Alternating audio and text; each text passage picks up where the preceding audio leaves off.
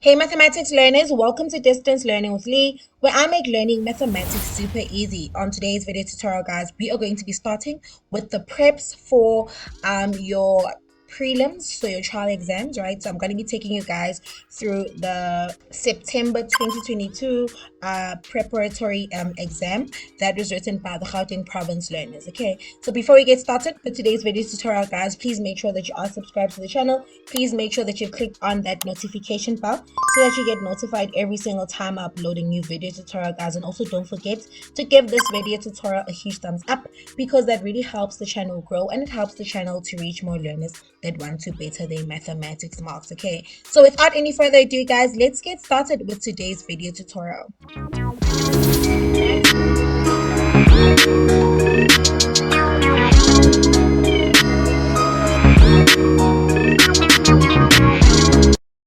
Right, so I think it's important that before we even get started with this video tutorial, that I even go through the instructions that are actually given to you guys in your exams, so that you guys do not neglect the instructions, because they are very important when you are writing your exams. Okay, so I'm just going to go through just the instructions very quickly so that you guys are aware of the instructions and what is required from you when you are writing the exams. Okay, so the first instruction is that this paper consists of 4 questions. Answer all the questions. Number 2, write your name in the spaces provided on the answer sheet and hand this in with your answer book. Number 3, we need to use the addendum as follows. So use an extra A to answer question 1.2. We use an extra B to answer question 3.1.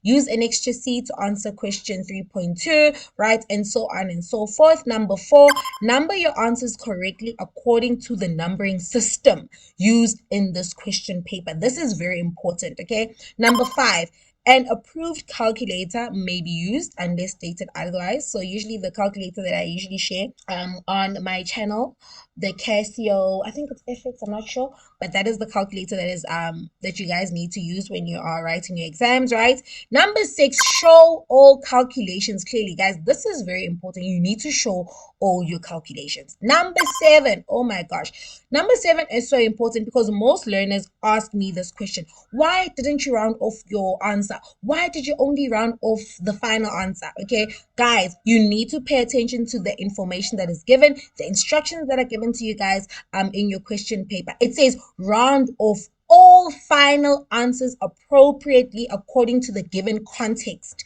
unless stated otherwise. So in this case, what this question is, this instruction is saying is that we need to round off all the final answers unless stated otherwise. Meaning that, let's say for example, we go through question number 1, and question number 1 tells us specifically that you need to round off this answer to 2 decimal places, then you need to round it off to 2 decimal places.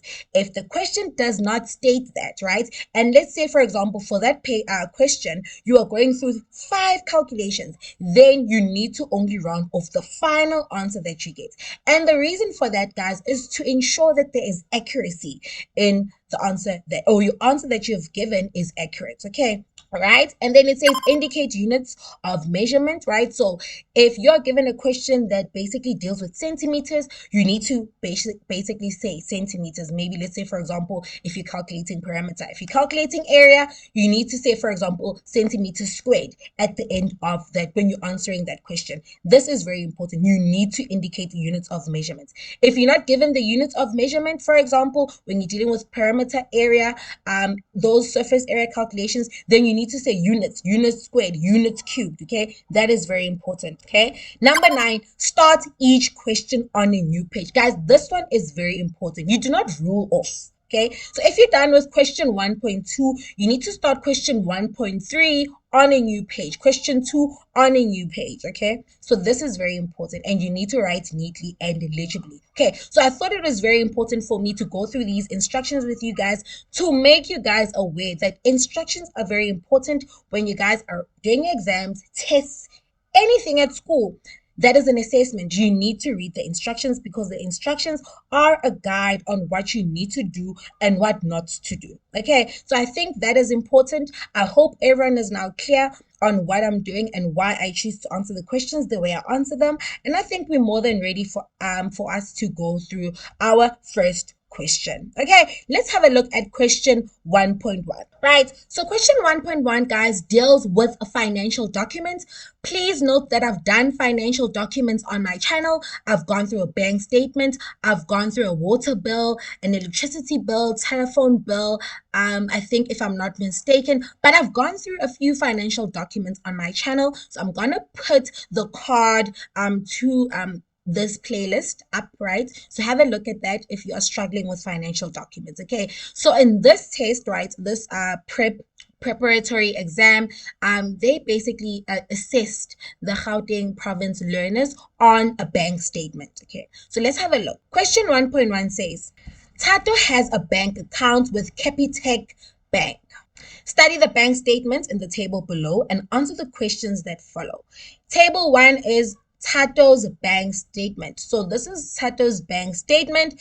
Tato basically banks with Capitec Bank, right?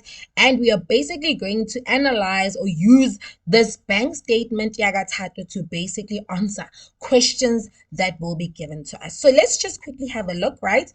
So the balance brought forward on the 19th of April, right, was 26,935 rand and 48 cents. Okay, so this is basically the amount that we're going to be working with, right, for the month of April, going all the way to the month of May. Okay, the amount that Tato had in his account on the 19th of April was 26,935 rand and 48 cents, right? Then there was a cash deposit, right? So someone deposited money into Tato's account of 2,450, and that is how much he now has in his account, right? So after that cash deposit, there was a service fee of 12 rand and 25 cents. So I've already discussed this in the previous video tutorials that all the time, right, when there is a transaction happening in your account, usually that transaction comes with a service fee. If you withdraw an amount from your account, there will be a service fee. If an amount is deposited into your account, there'll be a service fee. If there has been a debit order, stop order, there will be a service fee, right? So a service fee is an amount that you'll be charged for basically having a transaction go off in your account. Okay, then there's a debit order from King Price Insurance. So Tato basically does his I'm assuming car insurance with King Price, right? And they basically deducted 1,250. So if it's a debit, right, it's an amount that is being deducted from your account, right? And then we see there's a service fee again. Then there's a stop order. Okay, so basically, Tato, right, gave Discovery Medical Aid permission to basically take money from his account every month, right? So that's like a stop order of 5,927 rand, okay? And now Tato has 22,191 rand and 23 cents, right? And so on and so forth. So this is basically a description of all the transactions that have basically occurred on Tato's bank account, right? Okay, we know that if it's a debit, it's money that is coming out of your account, right? If it's a credit, it's money that is coming into your account, right? Already we can see from this bank statement, we will be required to calculate the value A and value B, okay, which should be okay if you have gone through my previous videos that I've done with you where I've gone through a bank statement. Okay, so let's have a look at the questions that are given to us. Question 1.1.1, calculate the value of A in the bank statement. Okay, so the amount A that we need to calculate here, we can see that is the amount that is left in Tato's bank account after your King Price Insurance made a debit of 1,250 from Tato's bank account. Okay, so for us to be able to basically determine how much Tato has in his account after the debit of 1,250, all we need to do is take that 29,373 rand and 23 cents and minus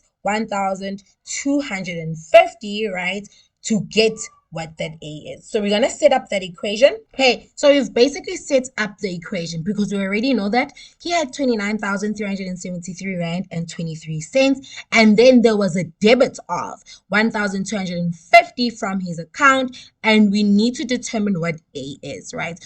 So if you take 29,373 Rand and 23 cents and you subtract 1,250, right? So Tato has, so the A is 28,123 Rand and 23 cents. Okay, let's go on to the next question. Question 1.1.2, calculate the value of B in the bank statement, right? So this is still nice and easy. If you have basically gone through my video tutorials, or my video tutorial that I did on that bank statement, right? So we need to calculate what B is, okay? So we already know that on the 23rd of April, okay, he had a balance of 22,191 Rand and 23 cents, okay? Then there was a service fee of, so that 22,191.23. Then we subtract that 5 Rand because it was a service fee, and he had 22,186 Rand and 23 cents. Then a salary was deposited. So we've got a credit into his account, right? So that B shows that money was basically added into his account, right? So he had that. Then money was added into his account, an amount of B rands was added in his account for him to have 54,708 Rand and 48 cents. So we need to basically set up that equation that 22,186.23 plus B is equal to that. Then all we need to do is we just need to solve for B to determine how much was deposited into Tato's bank account. So let's just set that up, right? So I've basically set up that equation, right? So all that we need to do now is we need to solve for B. We need to isolate B, right? To basically determine how much was actually deposited into his account, right? Minus, right? 22,186.23 cents, right? 32,025 cents.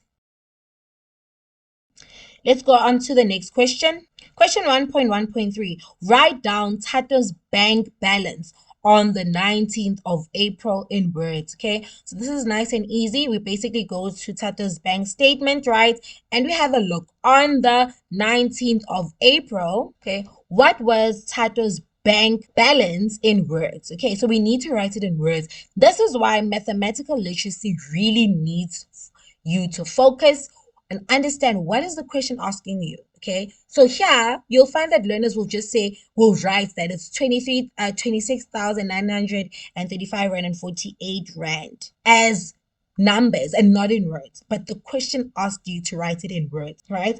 So in words, we need to write 26,935 Rand and 48 cents in words. 26,000 Rand, okay, 26,935 Rand and 48 cents, okay, so that is the balance in his account in words, okay. Question 1.1.4, identify the service fee that was charged on the bond payment, right? So have a look at our bank statement, okay? We have a look at the bond payment because we know that the service fee will be charged after the transaction for the bond payment has basically gone off. So we have a look quickly, just browse through the bank statement, okay? We see that the bond payment basically went off on the 1st of May, okay? And what was the service fee that was charged for that transaction? The service fee that was charged for that transaction was 21 Rand and 75 cents. Question 1.1.5. Calculate the number of days from the 15th of April until the 14th of May. Okay, so this question basically needs you to basically understand what is the last day of the month for April, right? So that you can count from the 15th of April, okay? So from, right? So starting from the 15th of April until the 14th of May, okay? So we need to count how many days we have between the 15th of April, okay, to actually from the 15th of April until the 14th of May. Okay, so we know that April, right? The last day of the month for April is the 30th, right? So if we count from, so we start on the 15th of April and then we go all the way until the 14th of May. How many days do we have, right? So it's going to be from the 15th of April to the 30th of April. We've got 16 days. So I'm saying 16 days because we count the 15th, right? Plus 14 days from the 1st of May, right, to the 14th of May, right? So we can see that it's actually 16 days plus 14 days. Okay, so in this question, people will probably make a mistake where they forget to actually include the 15th of April in their calculations. But what this question is telling us is that if it says from, then we need to count the 15th of April and then we go all the way up until the 14th of May. Okay, and then the number of days is 30 days. Question 1.1.6, define the term debit order. Okay, so guys, we already mentioned, I've already gone through just the definition of a debit order in my previous video tutorial, but a debit order is an authorized transaction, okay, where on a specified date money is withdrawn from an individual's bank account, right? Okay, so remember I basically mentioned that when you basically when a debit order basically happens in your account, right, you have to give a third party permission to take an agreed amount of money out of your account every month to pay for a particular service, right? So in this case, guys, it will just be accepted if we just say a debit order is an authorized transaction where on a specified date money is withdrawn from a person's bank account. Okay, so we're going to write that down. Question 1.1.7 says, show how the balance of 29,385.48 Rand on the 20th of April was calculated, right? So this was the balance on the 20th of April. We need to show how that was calculated, okay? So here it is. We've got that 29,385 Rand and 48 cents. And we have to show how it was calculated, right? Okay, so how was it calculated? So they took the balance brought forward on that was on the 19th of April of 26,935 Rand and 48 cents, right? And then they added 450 Rand, right, to that balance because that was a cash deposit, Tato's bank account. So it's that 26,000 plus the 2,450 to get us to the 29,385 Rand and 48 cents. So we need to show that calculation because they want you to show how it was calculated. Okay, so let me show you. Okay, and we have basically shown how it was calculated. Okay, and let's have a look at the final question. Question 1.1.8. Which bank does Tato conduct his banking? Okay, this is a free 2 marks, honestly, right? So we can just see here that Tato basically banks with Capitec Bank, right? So we're gonna write that down. And we are basically done. Okay, so I hope you guys enjoyed this video tutorial, right? Actually I had to breeze through, actually had to fly through this video tutorial because I've actually gone through a more detailed video tutorial where I went through bank statements, okay? But I tried to just spend more time in just going through the instructions because I just wanted to also give you that exam guide, what you need to do, what is required from you when you're answering questions in your exam. So I hope you guys appreciated this video tutorial. Okay, in the next video tutorial, guys, we are going to be going through question 1.2, right? And then hopefully I hope that I do all these videos, actually this whole paper in 1 week, just so that you guys can have just something to look at to help you guys prepare for your prelims or your trial exams. Okay, so I hope you guys enjoyed. I hope that if you've made it thus far, please make sure that you click on that subscribe button, and also don't forget to click on the like button because that really helps the channel grow, guys. And thank you for watching, and I'll see you guys on my next video tutorial.